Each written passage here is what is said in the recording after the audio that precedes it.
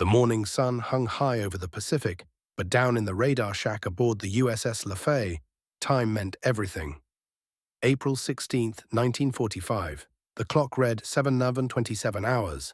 Radar Picket Station Number 1 sat 30 miles northwest of Okinawa, a small floating outpost designed to give the fleet precious warning of what was coming. Quartermaster Second Class Aristides Footrides had been keeping meticulous notes in the logbook when his radar operator's voice crackled through the headset. A single target, emerging from the north, 12 miles out, moving at 180 knots, flying at 4,000 feet. Footrides was only 19, the son of a Greek Orthodox pastor from Seattle. His hand moved instinctively toward the sound-powered telephone. In moments, general quarters would shriek across the ship. But what he couldn't know, what nobody aboard could possibly know, was that this one small blip on his radar screen would unleash the most ferocious kamikaze assault ever thrown at a single American destroyer. In the next 80 minutes, the USS Lafay would stand alone against 22 Japanese aircraft in a battle so brutal that naval historians would spend decades trying to understand how she didn't go to the bottom. The Japanese had been preparing this storm for months. Operation Kikusui, Floating Chrysanthemum, had assembled over 3,000 aircraft for coordinated suicide attacks against the American fleet surrounding Okinawa. The name itself carried weight, honoring a 14th-century samurai warrior, Kusunoki Masashige, who had chosen death rather than surrender. These operations represented Japan's final gamble, their last desperate reach to stop the American tide rolling inexorably toward the home islands. 7 major Kikusui offensives had already crashed down on the fleet. Hundreds of American ships bore the scars. Dozens had been dragged to the bottom. But nothing like what was about to happen to Lafay had ever been attempted. The destroyer cut through the Pacific swells at a steady 25 knots, her Allen M. Sumner-class hull displacing 2,200 tons of seawater. Commander Frederick Julian Beckton stood on the bridge, studying the tactical plot spread before him. His command carried 336 men and bristled with weapons specifically engineered for one purpose: killing aircraft. 6 5-inch dual-purpose guns mounted in 3 twin turrets, 12 40mm rapid-fire cannons, 20 20mm Oerlikons. The mathematics of survival were brutally simple. A single aircraft attacking a well-defended destroyer succeeded only about 2% of the time. Kamikaze attacks had pushed that success rate up to 18.6%. But what was coming would shatter every statistical model ever devised. Beckton had learned this trade in blood. As executive officer of the destroyer Aaron Ward, he'd witnessed the first USS Lafay die at Guadalcanal back in November 1942. She'd engaged a Japanese battleship at point-blank range, 20 feet, before Japanese 14-inch shells tore her apart. 5 months later, with Beckton now commanding Aaron Ward, his own ship had sunk beneath Japanese dive bombers. The Navy's decision to assign him to this second Lafay felt almost like prophecy. Under his ruthless training, the crew had achieved gunnery scores that ranked among the fleet's finest. They would need every ounce of that proficiency in the hours ahead.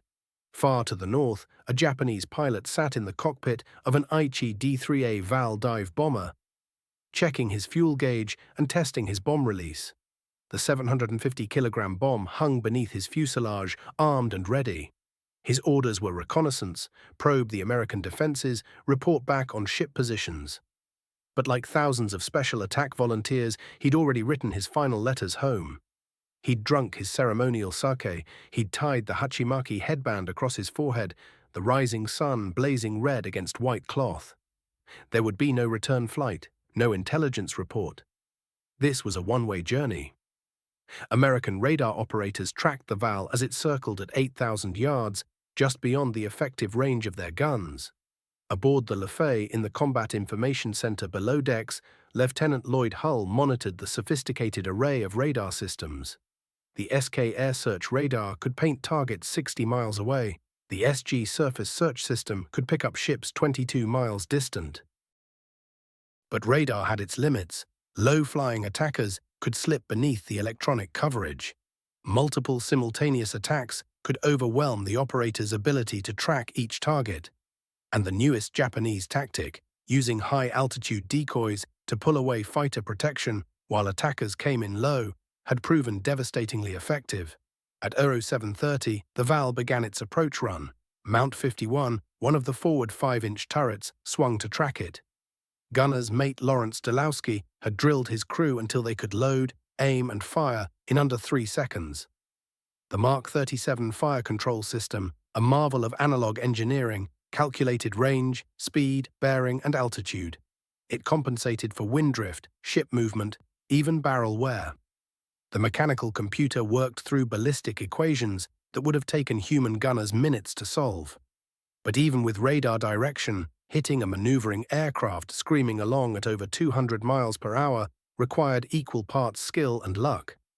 At 0744, the Val abruptly turned away. No attack. A probe, perhaps. A test of the Lafay's defenses. Or maybe the pilot had lost his nerve, but the radar scopes were already lighting up with new contacts. Many new contacts. The main assault force was closing in. Vice Admiral Matome Ugaki, commanding the 5th Air Fleet from Kyushu, had authorized the launch of over 350 aircraft for Kikusue No. 3. The pilots had been briefed on their targets. Radar picket destroyers like Lafay, the ships that gave the main fleet early warning. Destroy the pickets and the carriers would be defenseless. Tactical analysis had pinpointed radar picket station No. 1 as the priority target. Lafay was in the crosshairs. At 0827, the scope showed multiple groups converging from the north and northwest. 50-plus contacts, minimum. Commander Beckton immediately called for fighter support. 4 F-6F Hellcats and 2 F-4U Corsairs were being vectored toward the incoming raid, but they were 12 miles out and would need precious time to intercept. The 2-plane combat air patrol that should have been directly overhead had lost radio contact. The Lafay would have to face the initial assault alone. The first wave materialized as 4 Aichi D-3A Vals, executing a coordinated attack pattern refined through 3 years of Pacific warfare. 2 would come from the bow, forcing the ship to maneuver and expose her side to the other pair attacking from the stern. It was a tactic perfected through sacrifice, knowledge gained through blood and transmitted back to training bases by surviving pilots before their final missions. Suicide doctrine, constantly evolving. At 0830, the 4 Vals split and began their runs. Beckton ordered full speed and hard left rudder. The Lafay heeled sharply, her hull groaning under the violent emergency turn. The maneuver would bring more guns into play while presenting a narrower target, but it committed the ship to a predictable course for crucial seconds. Mount 51 and 52, the forward turrets, opened fire first. The distinctive crack of the 5-inch 38 caliber guns rolled across the water.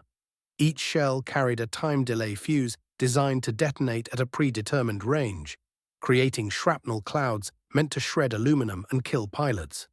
The calculation had to be perfect. Too early, and the shrapnel dispersed harmlessly. Too late, and the shell flew past uselessly. Fire Controlman Second Class Glenn Radder watched through his rangefinder as the first Val bore in from the starboard bow. At 2,000 yards, the 40mm guns joined the barrage. The Swedish-designed Bofors cannons hurled 2-pound shells at 120 rounds per minute. The distinctive pom-pom sound of the 40s mixed with the boom of the 5-inch guns, creating a deafening cacophony that forced gun crews to communicate through hand signals alone. At 1,000 yards, the 20mm Oerlikons opened up. These Swiss-designed cannons could fire 450 rounds per minute, creating a lethal curtain of lead and tracers.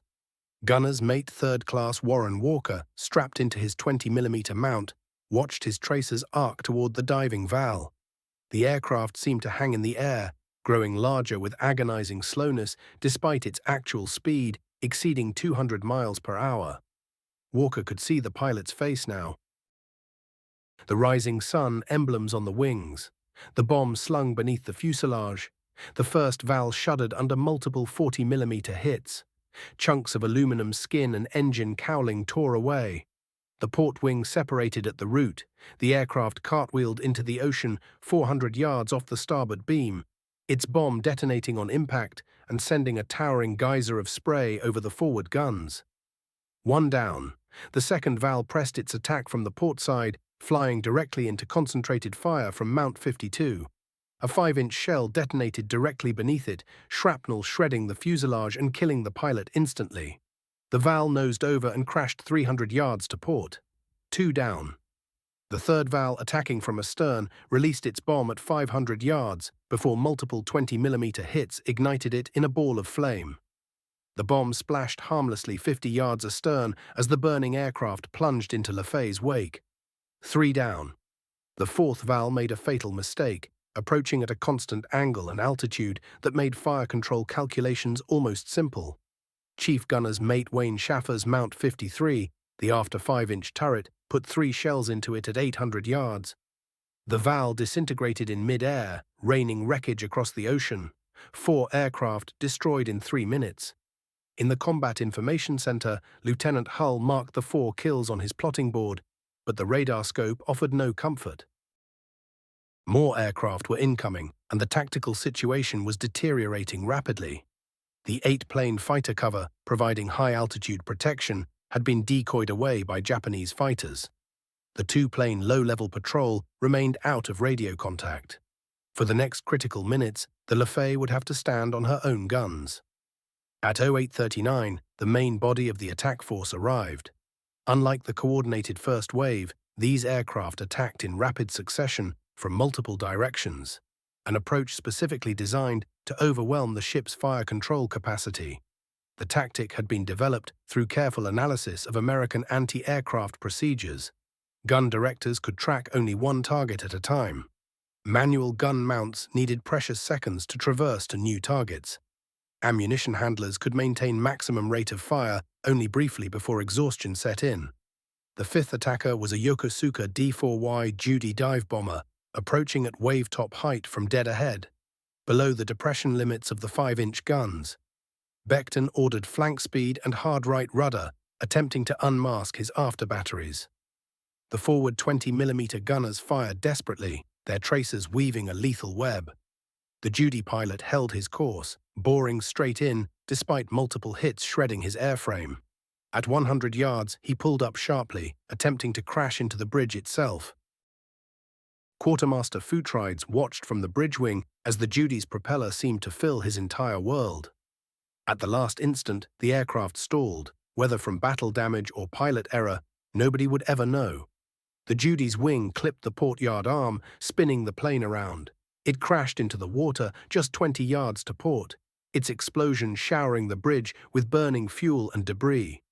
Futrides felt the heat sear across his face as he pressed himself against the bulkhead. Before anyone could catch their breath, the sixth attacker was already upon them. Another Judy, this one coming from the starboard quarter at an angle that shielded it from most of the ship's guns. Only Mount 53 and the after 40mm could bear on it. The aircraft released its bomb at 300 yards.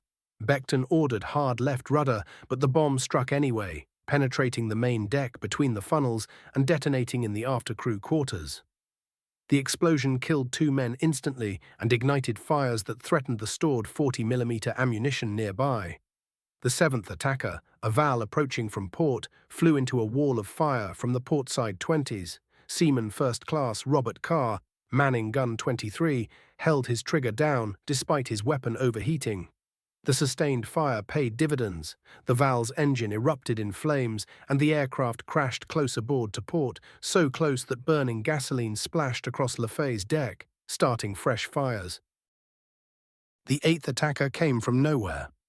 A Nakajima B-5N Kate, ostensibly a torpedo bomber but carrying bombs instead, approached from astern, hidden in the smoke from previous explosions. The aircraft was almost upon the ship before anyone spotted it. Gunner's mate Calvin Clower, manning a 40mm mount, swung his gun around desperately, but he couldn't traverse fast enough. The Kate crashed into Mount 53, the after 5-inch turret, at 0842. The impact was catastrophic. The Kate's 250-kilogram bomb detonated on contact, blowing the turret's top clean off and killing everyone inside, including Chief Schaffer and his entire gun crew. Burning aviation fuel poured through the shattered turret into the handling rooms below. Ready ammunition began cooking off, sending 5-inch shells rocketing wildly across the fantail. One shell punched through the deck and exploded in the steering gear room, jamming the rudder 26 degrees to port. Lafay began circling helplessly, locked into a left turn at 25 knots. Beckton ordered engines stop, but the ship's momentum carried her through another complete circle before she slowed. The loss of steering could not have come at a worse moment. 3 more aircraft were already beginning their attack runs. The 9th attacker, a Val, came from the starboard beam, and with the ship circling and Mount 53 destroyed, the defensive barrage had become dangerously thin. The aircraft bored straight in, taking repeated hits from the 40mm guns, but refusing to break off its attack run. In those final desperate seconds, defensive fire from the starboard 20mm mount found its mark, severing the aircraft's control cables. The aircraft rolled completely inverted and plunged into the ocean, disappearing beneath the waves just yards away from the ship's hull. The bomb detonated underwater with tremendous force, the explosion heaving Lafay's stern up and out of the water in a violent surge. The 10th attacker had nearly finished the ship. Then came another, approaching from the stern, where the now destroyed Mount 53 could offer no protection whatsoever. With the rudder stuck fast and the ship still moving in slow, deliberate circles, Beckton found himself unable to maneuver the vessel into positions that would allow his remaining guns to bear effectively. The attacker released its bomb from just 200 yards out. The projectile struck the fantail with devastating accuracy, tearing an 8 by 10 foot hole clean through the deck and killing 6 sailors who had been manning the after 20mm guns. Among those who fell was signalman Bill Kelly, who had been working feverishly to establish an emergency steering system. The time was 0845. In just 13 minutes, Lafay had already absorbed 2 direct bomb hits and taken a full kamikaze strike. 6 more aircraft had been shot down before reaching the ship, yet the assault continued relentlessly. Radar operators reported additional bogies moving in from the north. The destroyer's ability to defend herself had deteriorated severely. Mount 53 was completely destroyed. The steering mechanism was jammed solid. Fires raged in 3 separate compartments. Several gun mounts were running critically low on ammunition. The casualty count was climbing rapidly. 15 sailors had already been lost, with 26 more wounded. The 11th attack signaled a critical shift in the battle's momentum. A Val dive bomber swept in from the port bow, but this time Lafay faced the threat with unexpected reinforcement. 4 Marine F-4 Corsairs from Fighter Squadron VMF 441, having launched from Yontan Airfield on Okinawa, arrived precisely as the Val began its diving run. Captain Robert Klingman's Corsair intercepted the enemy fighter at 500 feet altitude. His .650 caliber machine guns shredded the Japanese aircraft's tail section into fragments. The Val spiraled helplessly into the ocean below. For the first time, Lafay hadn't needed to destroy an attacker by herself, but the Marine fighters couldn't be everywhere at once. The 12th attacker, a Judy dive bomber coming in from the starboard quarter, slipped through undetected while the Corsairs were occupied elsewhere. This pilot would prove far more effective. At 0847, the Judy crashed directly into the afterdeck house, positioned between the ship's stacks. Its bomb penetrated the deck plating and exploded deep within the after-engine room. The blast ruptured steam lines instantly, flooding the compartment with superheated vapor reaching 600 degrees Fahrenheit. Machinist's mate, George Logan, and 3 other sailors were killed instantly, their bodies exposed to temperatures no human could survive. The explosion also disabled the after-fire room, dropping the ship's maximum speed to 12 knots. Chief Machinist's mate, George Weiss, stationed in the forward engine room far from the blast, felt the entire ship shudder from the impact. The sudden drop in steam pressure told him immediately that the after-engine room had been destroyed. Working in oppressive heat exceeding 130 degrees, Weiss and his engineering crew fought desperately to maintain steam pressure feeding the forward engines. Without speed, Lafay would become a stationary target, a sitting duck waiting for the next attack. They had to keep the plant operating no matter the cost. The 13th attacker materialized without warning. A twin-engine Yokosuka P-1Y Francis bomber approached at dangerous speed from the dead astern position. With Mount 53 destroyed and most of the after 20mm guns knocked out, Lafay had virtually no defensive capability from that quarter. The Francis bored straight in, the pilot clearly intent on crashing into the bridge. At just 200 yards, a Marine corsair piloted by Lieutenant Richard Capitella dove from above, firing a prolonged burst directly into the Francis's starboard engine. The bomber wrenched violently to the right, missing Lafay's stern by less than 10 feet before plunging into the ocean. The 14th aircraft came dangerously close to succeeding where all the others had failed. An Oscar fighter screaming in from the port beam at maximum velocity. The aircraft was traveling so fast that the gun directors struggled to track it effectively. Mount 51 managed to fire 3 rounds, but all 3 shots went wide. The Oscar's pilot was clearly targeting the bridge, attempting to decapitate the ship's entire command structure. In the final moments, gunner's mate second-class Robert Fenwick, manning a portside 40mm gun, achieved an improbable hit against the Oscar's tail section. The aircraft yawed sharply left, its wing clipping the ship's mast and shearing off the port yardarm along with the American flag. The Oscar crashed into the water close aboard to port. At 08:48, there came a brief moment of silence. No aircraft were visible on the horizon, though radar continued showing more inbound contacts approaching from the north.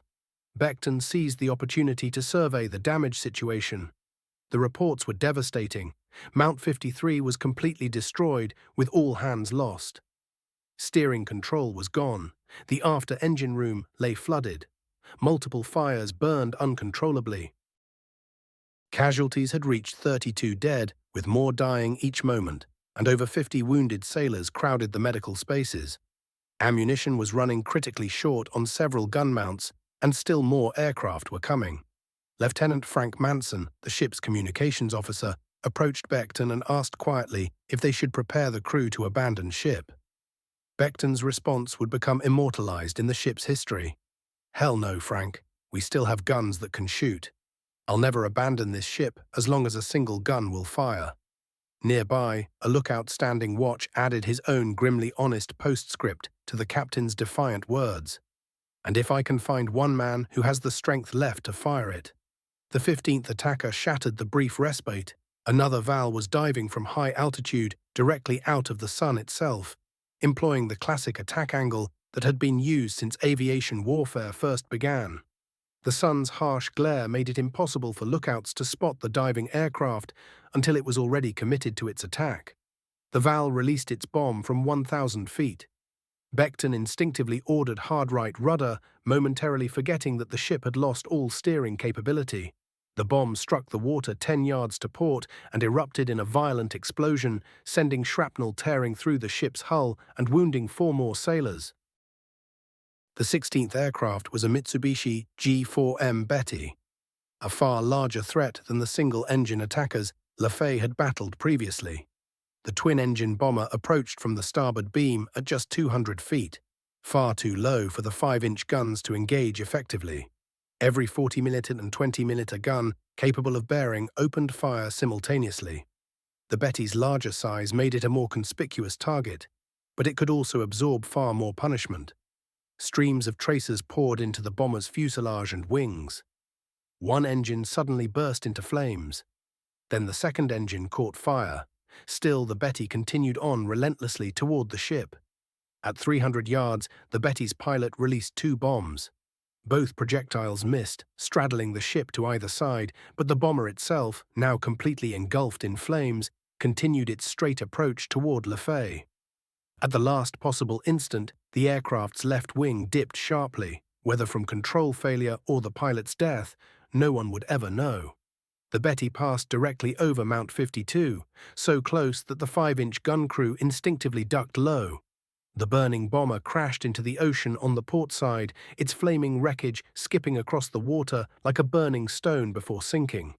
The 17th attacker accomplished what 16 others had not achieved. An Oscar fighter approaching from ahead at high speed released a bomb that struck Mount 52 perfectly. The explosion failed to penetrate the turret's heavy armor plating, but the massive concussion killed 3 sailors inside instantly and wounded 5 more, including the Mount captain. The turret became inoperable, cutting Lafay's forward firepower in half. By 0850, Lafay was deteriorating rapidly into critical condition. Only Mount 51 remained fully operational of the three 5-inch gun mounts. Half the 40mm guns lay destroyed or damaged. Most of the 20mm guns had been knocked out of action. Fires continued burning throughout the after section. The ship was limping along at only 8 knots, circling helplessly with her jammed rudder. Radar showed additional aircraft still approaching. The 18th attacker should have finished Lafay completely. A Val approached from the perfect position, coming in dead astern where the ship had no remaining defensive capability. But as the Val lined up perfectly for its attack run, 2 Marine Corsairs dove from above in a coordinated assault. Captain Floyd Kirkpatrick and Lieutenant Robert Cowden caught the Val in a devastating crossfire. Their combined .50 caliber machine guns literally disintegrated the Japanese aircraft into fragments. The destruction occurred so close to Lafay that debris scattered across the destroyer's deck. The 19th aircraft was another Judy approaching from the port quarter. By this moment, Lafay's gun crews were absolutely exhausted. They had been engaged in continuous firing for more than 20 minutes. Gun barrels had overheated dangerously. Ammunition was running perilously low across multiple mounts. Several guns had jammed from the sustained rate of fire. The Judy pressed in, absorbing multiple hits but maintaining its attack course relentlessly. At 100 yards, the pilot pulled up, attempting to crash into the bridge from above. A fortuitous burst from gun mount 44 caught the Judy's wing root directly. The aircraft rolled right and crashed into the ocean mere yards from the ship. At 0851, the 20th attacker appeared, another Val coming in from starboard. This pilot had clearly learned from observing his predecessors die. He approached at constantly varying altitudes and angles, jinking continuously to disrupt the gun crew's aim. The few operational guns that could bear fired desperately, but their accuracy was deteriorating from sheer exhaustion and accumulated battle damage. The Val released its bomb from 300 yards away. The projectile struck the water close aboard. The explosion sent more shrapnel ripping through Lafay's already perforated hull. The 21st aircraft nearly achieved what 20 predecessors had failed to accomplish. Another Judy emerged from the heavy smoke generated by Lafay's fires, approaching from astern completely undetected. The first warning was the deafening roar of its engine as it passed directly over the fantail at just 50 feet altitude. The Judy released its bomb at point-blank range. The weapon struck the deck just forward of the destroyed Mount 53, penetrating deep into the after ammunition handling room before detonating with catastrophic force. 5-inch ammunition began detonating in chain reaction explosions. The after section of the ship erupted in a towering pillar of flame and smoke. Shrapnel raked through damage control parties, attempting to fight the spreading fires. Among those killed was Ensign Robert Thompson, who had abandoned his station in the Combat Information Center to lead a repair party personally.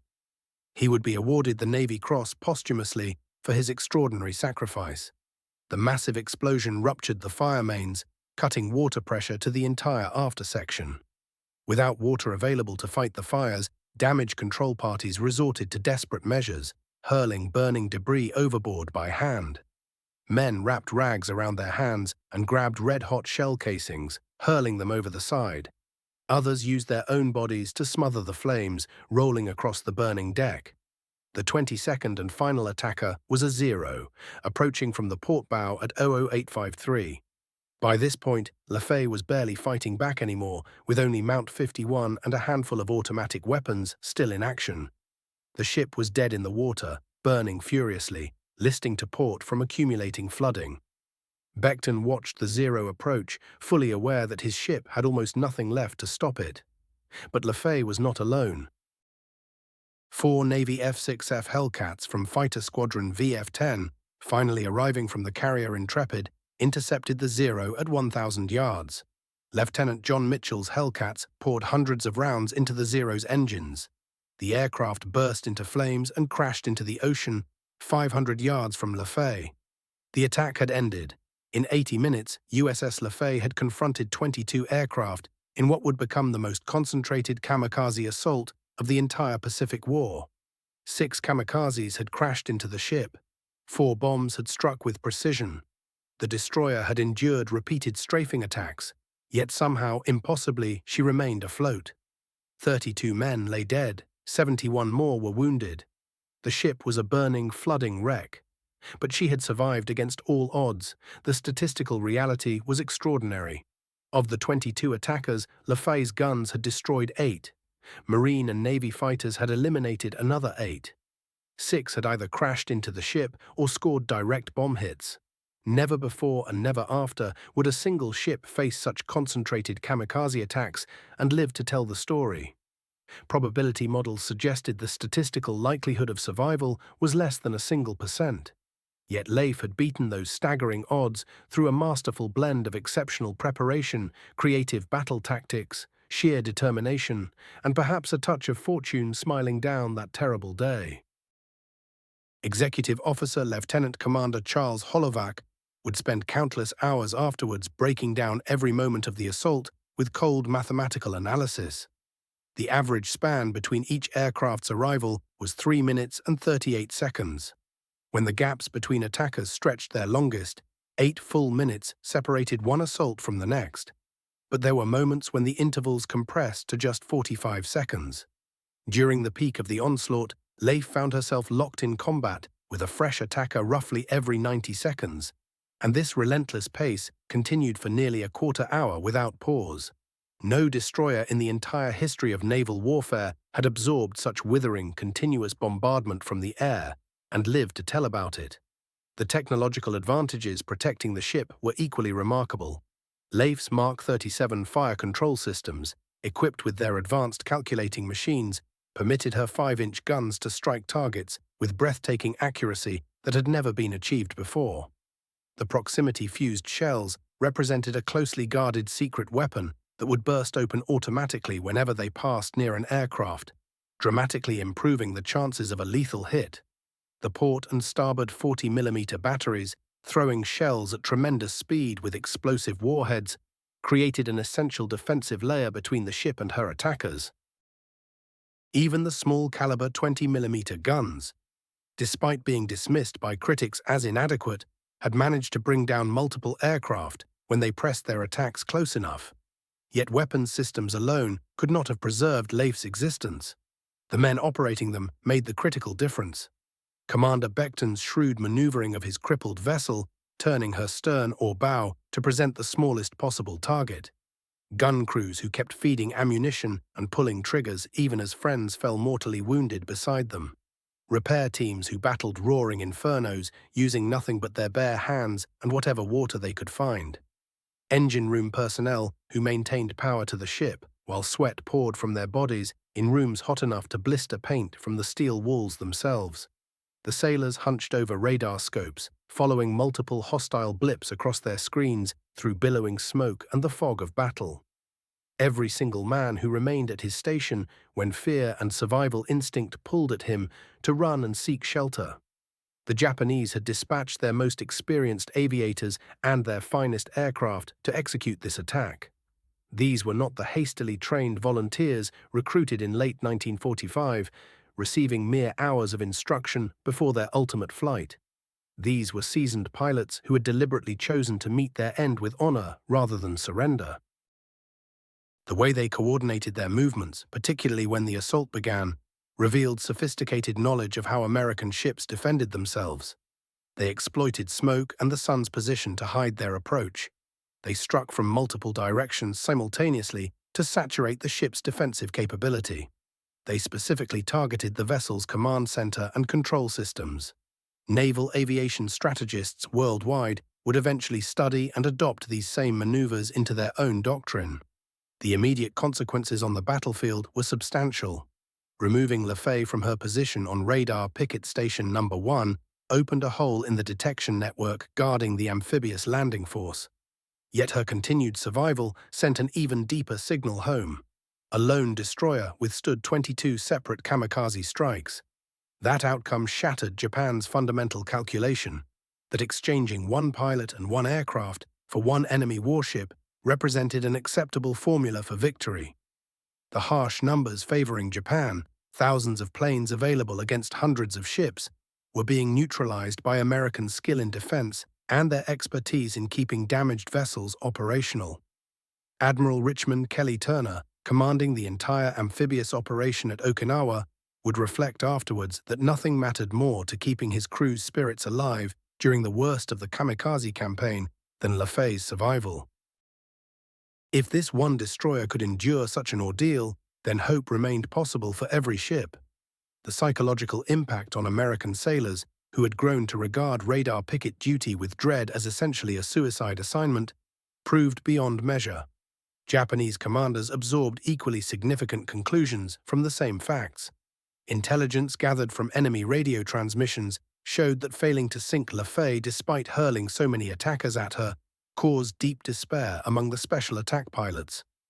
If 22 aircraft couldn't eliminate a single destroyer, how many would be needed to take down a massive battleship or a valued aircraft carrier? The equation underlying kamikaze justification, one devoted pilot exchanging his life for one enemy vessel, stood revealed as mathematically wrong. Vice Admiral Ugaki studied the after-action reports and grasped the implications immediately.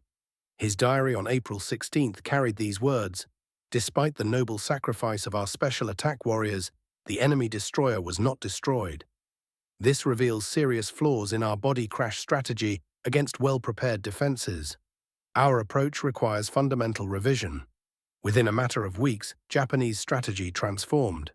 They shifted targeting focus towards slow-moving cargo vessels and transport ships rather than heavily fortified warships, an unspoken acknowledgement that the kamikaze offensive had reached the limits of what it could accomplish.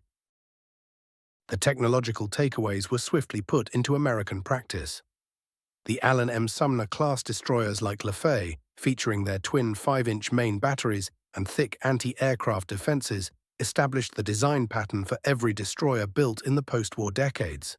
Proximity-fused ammunition had been definitively validated as a war-changing technology.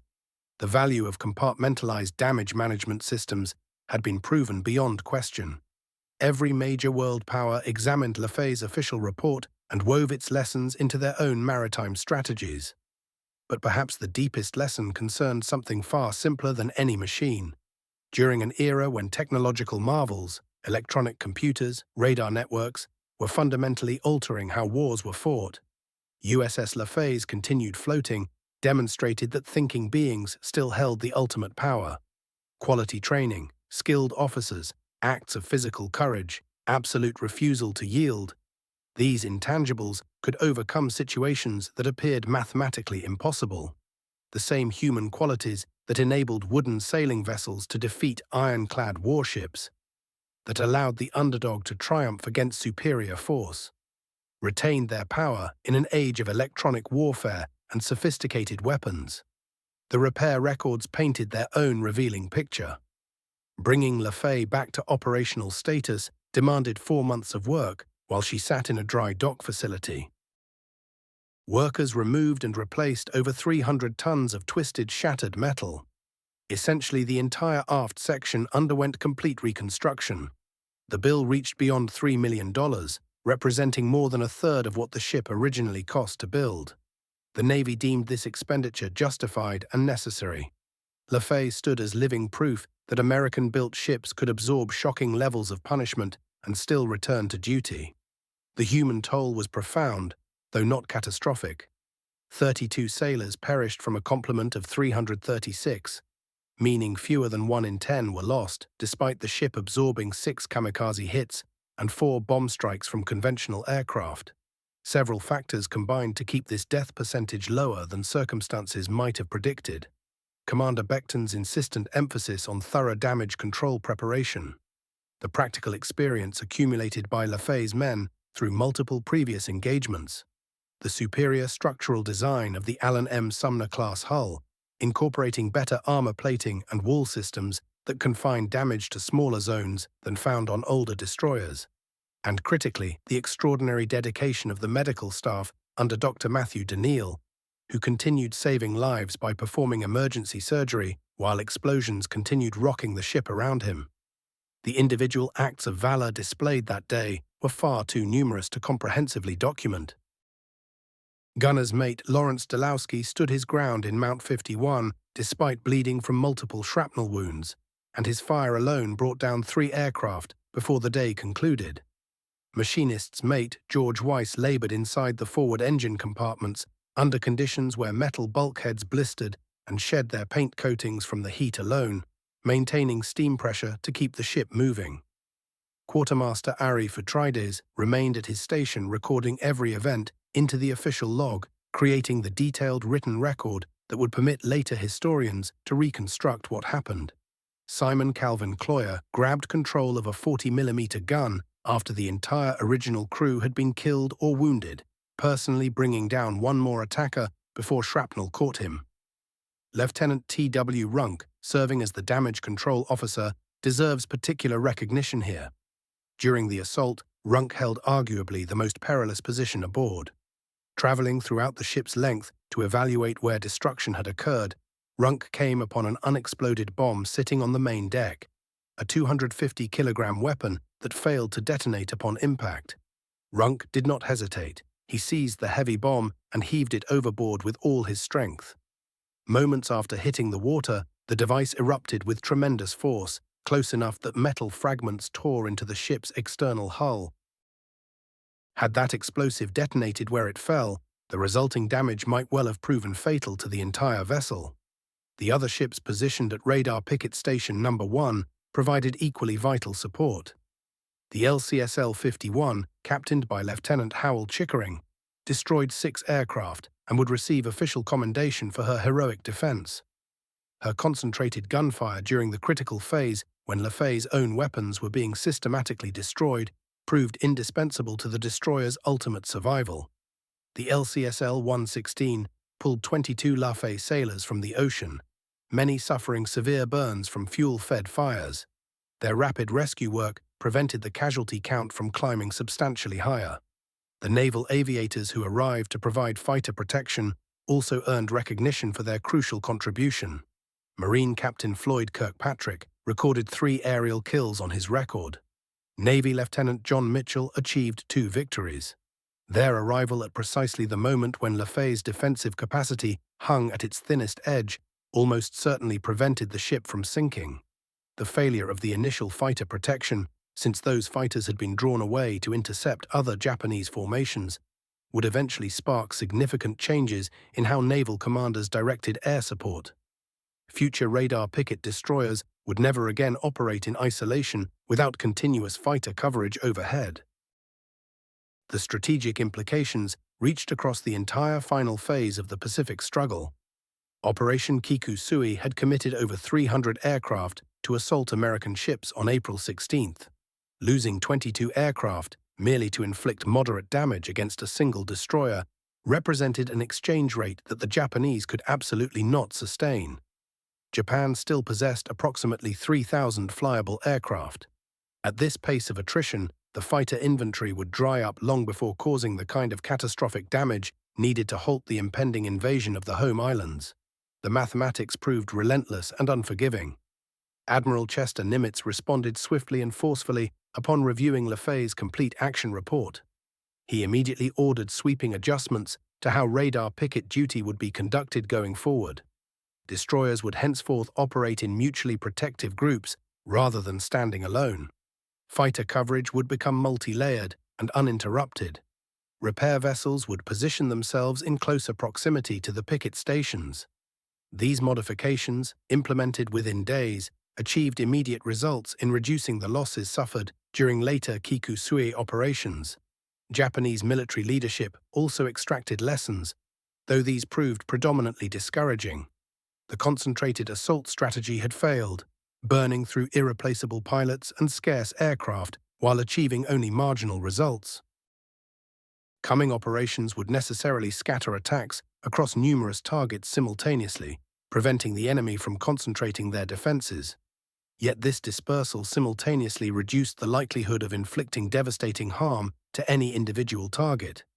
It represented a tactical dilemma offering no satisfactory resolution. Admiral Isoroku Yamamoto's successor in command of the combined fleet would subsequently acknowledge that Lafay's survival marked the essential turning point in Japanese naval strategy. The kamikaze had represented Japan's ultimate gamble for inflicting sufficient damage to persuade Americans to reconsider the invasion. When maximum effort couldn't sink a single destroyer, hope for blocking the enormous invasion armada had effectively evaporated. The atomic weapons dropped 4 months afterward merely formalized a conclusion already fixed in place. The enduring influence on how navies would fight wars proved transformative and complete. The action conclusively demonstrated that armored surface vessels could weather concentrated air assaults provided they possessed proper systems and their crews received quality training. This principle fundamentally shaped Cold War warship construction, with defensive layers against air attack becoming paramount. The Aegis system and its capacity to track and engage multiple targets virtually simultaneously emerged directly from lessons personnel learned off the coast of Okinawa. Every contemporary naval vessel's emphasis on point defense weapons and systematic damage containment carries direct lineage back to Lafay's desperate struggle. The human dimension of the legacy proved just as powerful and lasting. The crew of Lafay organized one of history's most enduring veteran associations, gathering at reunions for more than 6 decades. The phrase, "we who survived," became their watchword, speaking to more than merely physical persistence. It acknowledged the weight of psychological survival for those rare enough to face such intensity and live through it. Numerous crew members subsequently struggled with what specialists would eventually label post-traumatic stress disorder, though no such terminology existed during 1945. Modern approaches to recognizing and managing combat-related psychological injury owe significant debt to analyzing the experiences of survivors such as Lafay's personnel. Commander Beckton achieved the rank of Rear Admiral, and his battlefield innovations during the Kamikaze attack became required study at naval military academies around the world. His written account, The Ship That Would Not Die, occupied a place on the mandatory reading lists at academies everywhere. Yet Beckton himself continually redirected praise toward his subordinates. During an interview in 1975, he remarked, "I gave the orders, but those young sailors actually executed them. They are what saved this ship." Any captain would have treasured the opportunity to command such exceptional men. The ship herself continued serving another 3 decades, operating during the Korean conflict and throughout the Cold War period before finally being decommissioned in 1975. Most decommissioned destroyers faced scrapping or utilization as target practice vessels. Lafay received different treatment altogether. She was preserved as a living memorial. Starting in 1982, visitors have been able to explore her decks while stationed at the Patriots Point Naval Museum in South Carolina.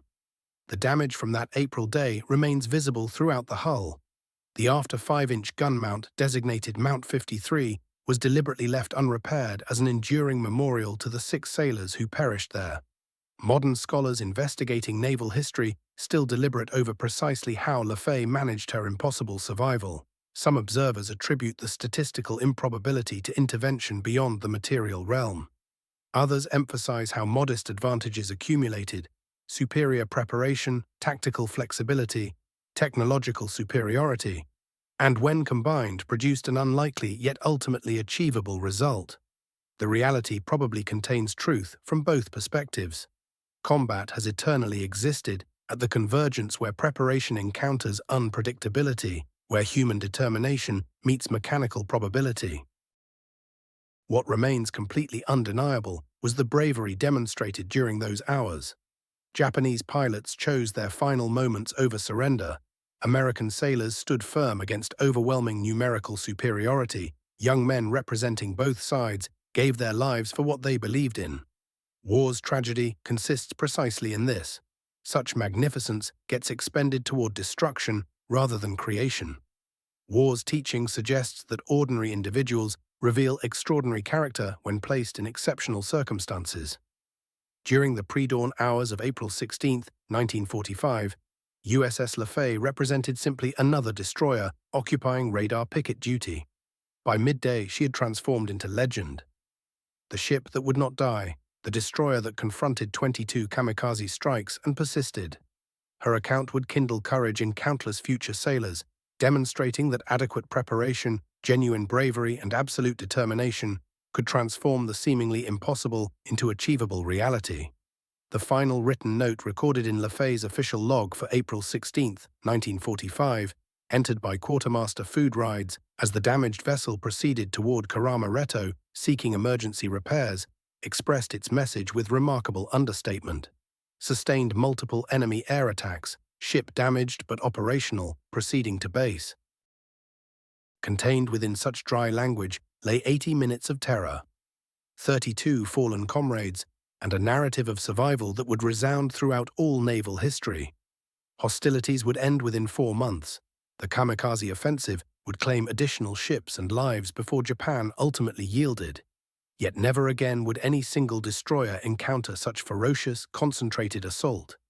Never again would the Japanese achieve such coordinated tactical execution, and never again would such outcomes remain uncertain. Lafay had demonstrated conclusively that American vessels could absorb the worst punishment the enemy possessed and endure. Through accomplishing that, she contributed significantly toward ultimate American victory. The experiences and insights extracted from USS Lafay's ordeal remain profoundly applicable today. Within our modern period of missile strikes and digital warfare, when military professionals speculate about devastating first strikes capable of eliminating major naval combatants entirely, Lafay reminds us that people rather than machinery ultimately determine war's outcomes. That thorough preparation enables overcoming numerical disadvantages. That will and perseverance can overcome circumstances appearing entirely hopeless. And that sometimes, defying mathematical probability and expert prediction alike, the ship that rationally should have perished instead achieves precisely the opposite. The equations governing war do not invariably govern destiny. Frequently, they merely represent odds waiting to be overcome.